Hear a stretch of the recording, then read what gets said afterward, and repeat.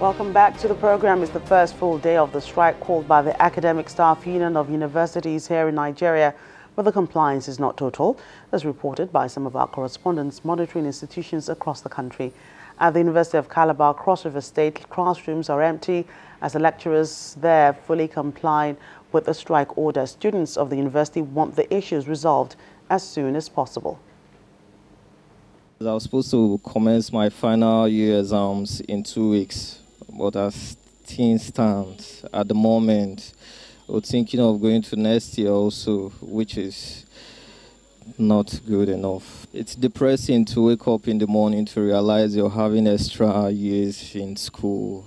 You see, when this nation, when this country think of developing, we should develop more on the youth.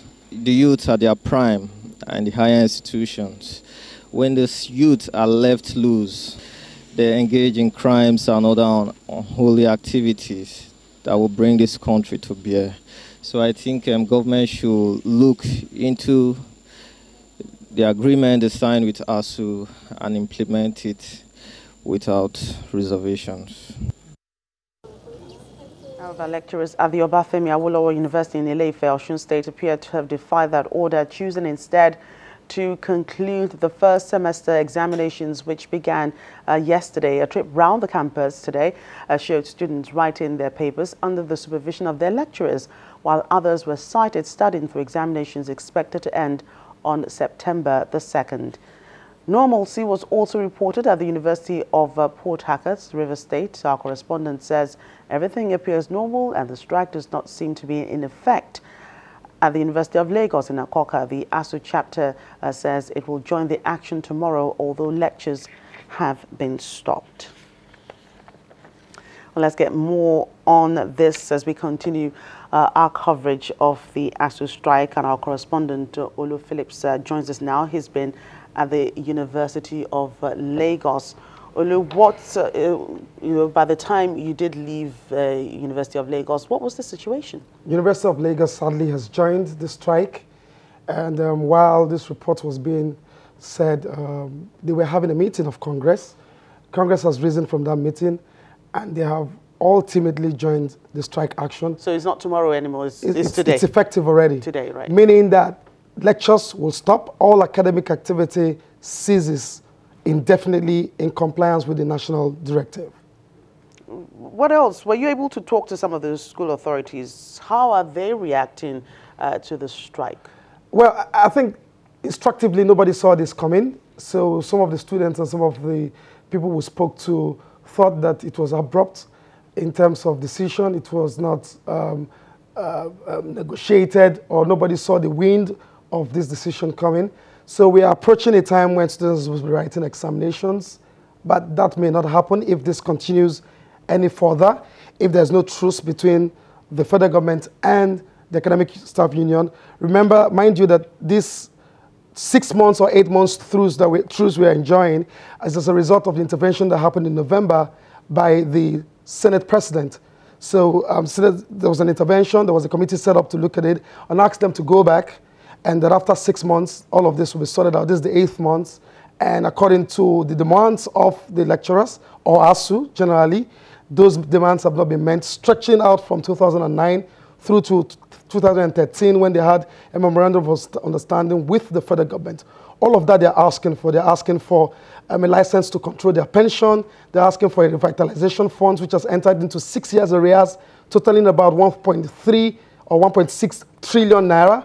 Federal government has to pay that if any truce has to be reached. That is the statement that is coming from the University of Lagos today.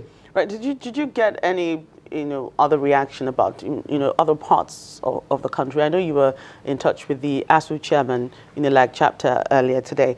For instance, the Obafemi Awolowo University, they're writing the exams, and they said they would not stop until exams are over on September the 2nd. So it's not total compliance. Same with Delta State. Okay, I tell you what has happened, or what could have happened. There is a process to instituting this action. So when it is announced at the federal level, the state chapters have to sit back and hold Congress and seek the opinion of their members as to when they can join this. But whether they will or not is not a question. They will join.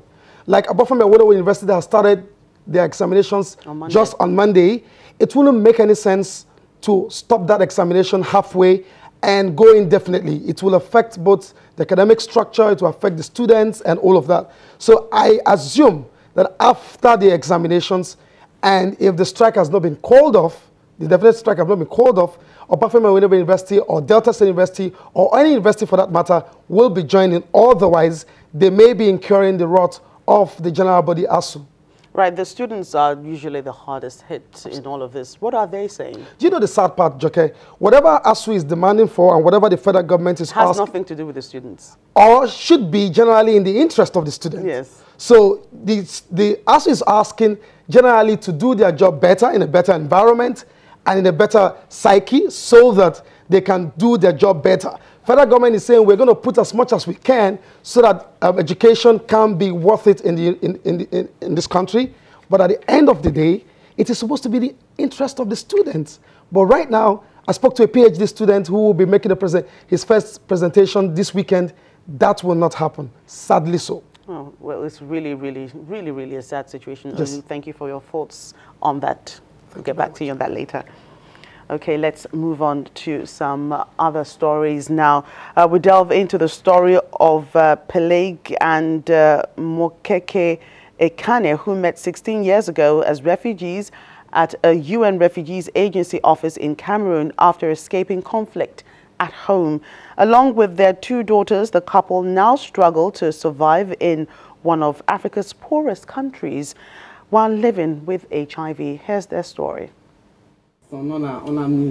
After they bumped into each other about 16 years ago in Cameroon, Pelagi, who originally is from the Central African Republic, and Moke Ekane, a refugee from the Democratic Republic of Congo, decided to come together and form a new family. Together with their two children, they moved from Cameroon to Nigeria and finally settled in Niger. Moke Ekane and Pelagi, as well as their children, are all HIV positive. Thank God I saw her at the UNHCR office. She looked so sad, and I asked her why, and she told me everything about her life. I said, look at me, that's just the way it is. I like you. And from then on, we stayed together. Niger offers free treatment for people living with the virus. The family has access to the life-saving drugs at the public hospital. The couple says it's been difficult living in a foreign land, though as refugees they have the right to work in Niger. Many say employment is hard to find and long for the stability and safety that would allow them to finally go home. We pray to God that peace will come to our country and that we can go home again. It takes so long, but we want to live with dignity. Niger's small army has not only been seeking to prevent armed groups and bandits entering from Mali to the west in recent years, but also fighting Boko Haram militants in launching raids in the capital, Niamey. A much smaller group of West and Central African refugees live amongst the local population.